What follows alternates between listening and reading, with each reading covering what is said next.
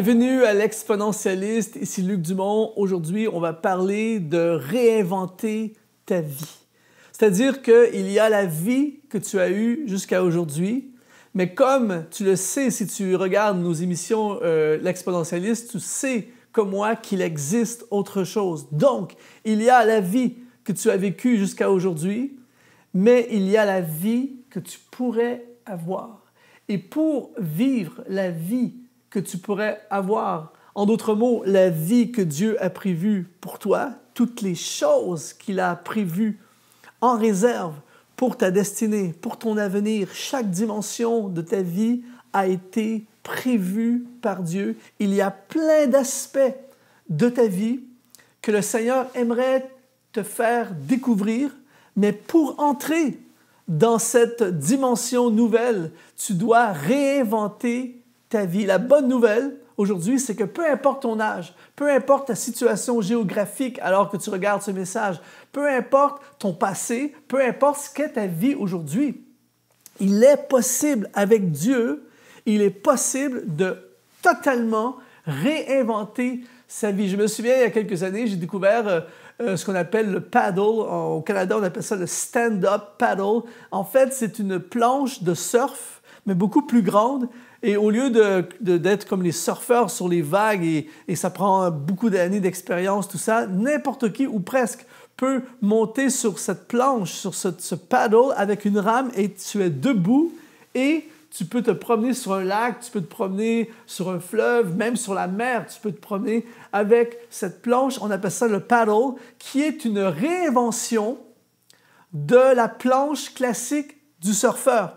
Et cette image me parle beaucoup parce qu'on a réinventé quelque chose à partir de quelque chose qui existait déjà. C'est exactement ce que Dieu veut faire avec toi. Il veut réinventer ta vie. J'aime beaucoup cette citation de Rick Godwin qui a dit « Tu ne peux pas retourner en arrière pour changer le commencement, mais tu peux commencer là où tu es pour changer la fin. » Alors, c'est une bonne nouvelle pour toi et moi aujourd'hui. On peut changer littéralement le scénario de notre vie et de notre avenir.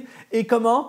En réinventant sa vie. Que dirais-tu aujourd'hui de recommencer à zéro, même s'il le faut? Mais que dirais-tu de réinventer littéralement ta vie? Alors, je te suggère 2 éléments qui vont vraiment t'aider, contribuer à la réinvention de ta vie afin de découvrir les trésors cachés de Dieu. La première chose essentielle pour réinventer sa vie, c'est changer notre perspective.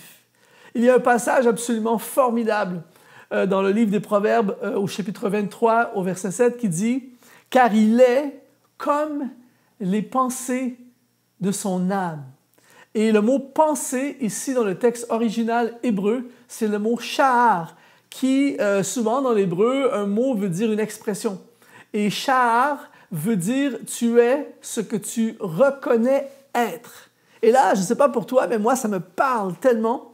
C'est-à-dire que la perspective que j'ai de qui je suis, dans ma tête, la perspective que j'ai, c'est ce que je suis.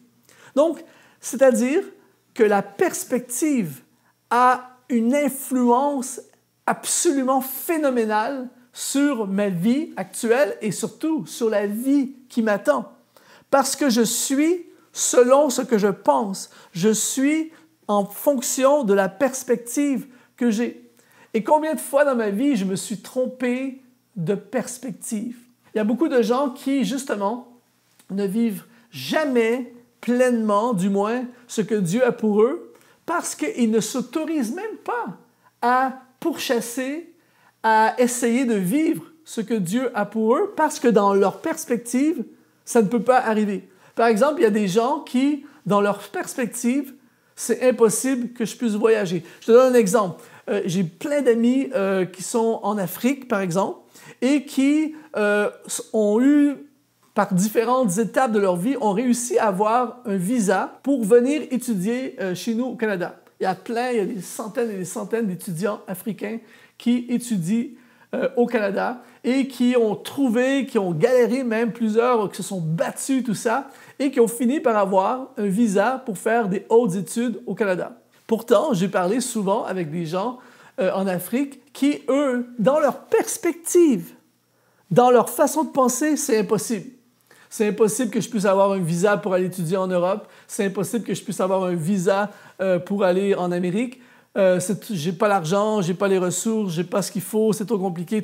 Leur perspective. Et parce qu'ils ont cette perspective, eh bien, ils ne peuvent pas vivre ce que Dieu voulait à la base. Imagine si Dieu voulait que tu ailles étudier à Paris, mais dans ta perspective, tu dis c'est impossible, tu n'essaies même pas de faire en sorte que ça arrive. Et là, tu te fais voler littéralement la vie que Dieu voudrait pour toi. Et je donne cet exemple, mais on peut appliquer cet exemple à plein de domaines. Donc, le problème, ce n'est pas que Dieu ne veut pas. Le problème, ce n'est pas que Dieu ne peut pas. Le problème est un problème de perspective. Char, tu es ce que tu penses. Tu es ce que tu reconnais être. Et c'est pour ça que c'est extrêmement important pour toi et moi aujourd'hui que nous puissions aligner notre perspective avec celle de Dieu. Combien de fois dans ma vie je me suis limité? Pourquoi? Parce que notre perspective est influencée par ce qu'on connaît.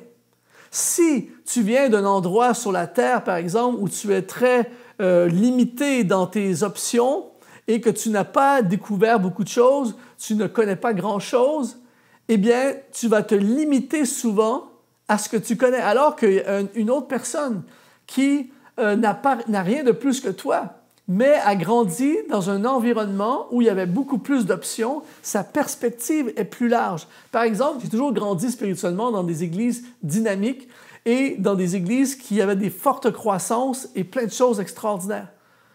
J'ai grandi, je suis né dans la foi, dans cette perspective. Donc, ça a été plus facile pour moi de voir les possibilités. Alors que l'autre personne qui a, par exemple, qui grandit dans une église où il n'y a pas de croissance, il ne se passe pas grand-chose, la personne peut penser que c'est ça, Dieu.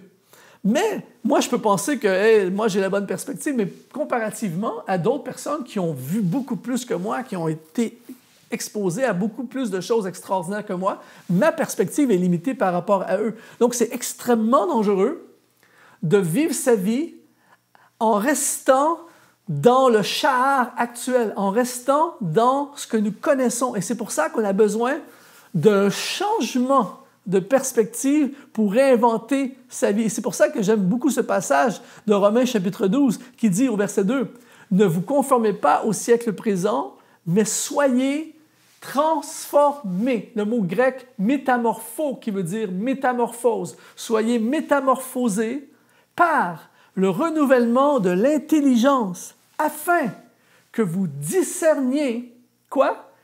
Quelle est la volonté de Dieu, ce qui est bon, agréable et parfait? Pour que je puisse avoir la bonne perspective, je dois être métamorphosé dans mon intelligence et dans mes pensées. En d'autres mots, avoir une nouvelle perspective pour comprendre la volonté de Dieu. Si je veux vivre la volonté de Dieu, ce qu'il a prévu pour moi, je dois être réinventé. Et pour être réinventé, je dois avoir une transformation dans mes pensées et avoir une nouvelle perspective. Il y a des choses en ce moment qui ne sont pas arrivées dans ta vie, qui n'arrivent pas. Ce n'est pas parce que Dieu est limité. Ce n'est pas parce que Dieu ne veut pas que ça arrive. C'est parce que tu es bloqué. Et nous sommes parfois bloqués par des faux raisonnements, des fausses façons de penser, des fausses croyances, des croyances limitantes qui nous ont été imposées par les autres, qui nous ont été limitées par la vie que nous avons eue jusqu'à maintenant. Et si tu regardes l'exponentialisme depuis quelque temps, tu sais comme moi qu'il existe autre chose et qu'il y a d'autres possibilités. Et c'est pour ça aujourd'hui, je déclare une transformation dans tes pensées. Je déclare un renouvellement de ton intelligence afin que tu ne vois plus la vie comme tu la voyais auparavant. J'aime beaucoup cette déclaration d'Albert Einstein. Il a dit « Quand tes pensées sont amenées à un nouveau niveau, elles ne peuvent plus jamais retourner à leur forme originale. » Donc, la clé pour réinventer ta vie aujourd'hui, c'est un changement de perspective. Deuxièmement, c'est affronte tes peurs.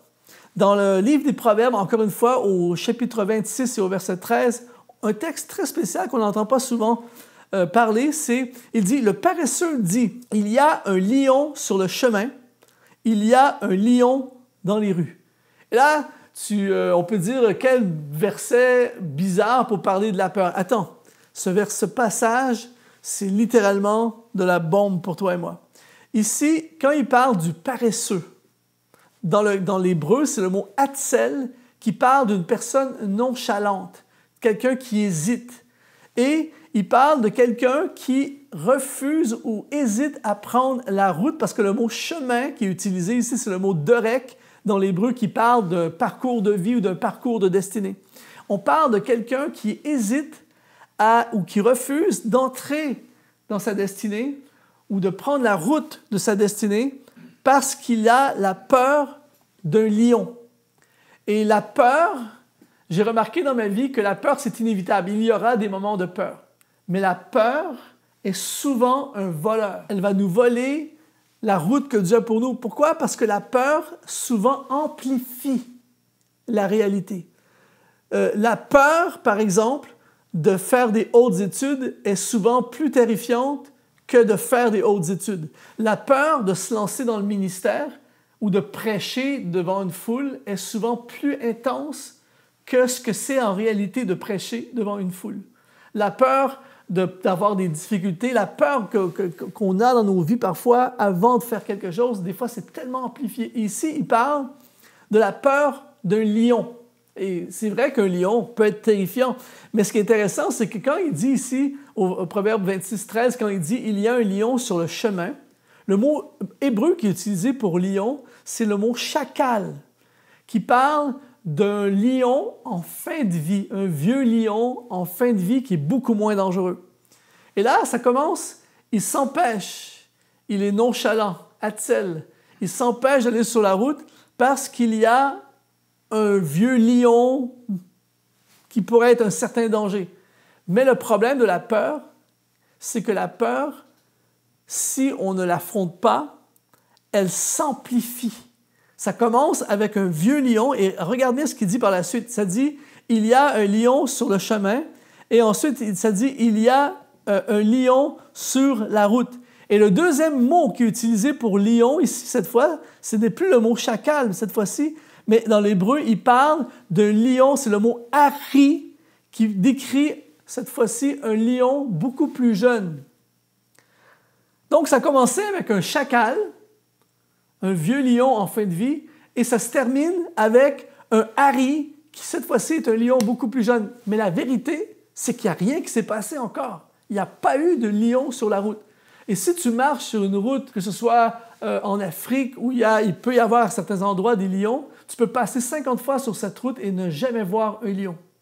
Ce n'est pas parce qu'à l'occasion passent des lions sur cette route que quand tu vas passer, qu'il y aura un lion. Mais la peur t'amplifie et t'empêche de dire « OK, je ne vais pas y aller ». Aujourd'hui, pour réinventer ta vie, tu dois absolument changer ta perspective, être transformé dans tes pensées et il faut absolument affronter tes peurs. Ne laisse pas la peur t'empêcher de prendre la route que Dieu a choisie. Je vais terminer avec cette citation extraordinaire de Brian Houston qui a dit « Est-ce que la route sur laquelle vous voyagez conduit à la vie à laquelle vous êtes appelé? » Souvent, on cherche la route qui ne fait pas peur, mais ce n'est pas la route que Dieu a pour toi. Aujourd'hui, on change de route, on prend la route de Dieu et on entre dans la nouvelle vie qu'il a prévue pour toi et moi. Si tu veux aller encore plus loin dans cette dimension, j'ai créé une formation gratuite pour toi, pour t'aider à découvrir cette route merveilleuse que Dieu a pour toi. Tu vas dans exponentiel.net/gratuit. C'est une formation pour toi. Alors, je te remercie d'avoir été là et je te dis, sois exponentialisé.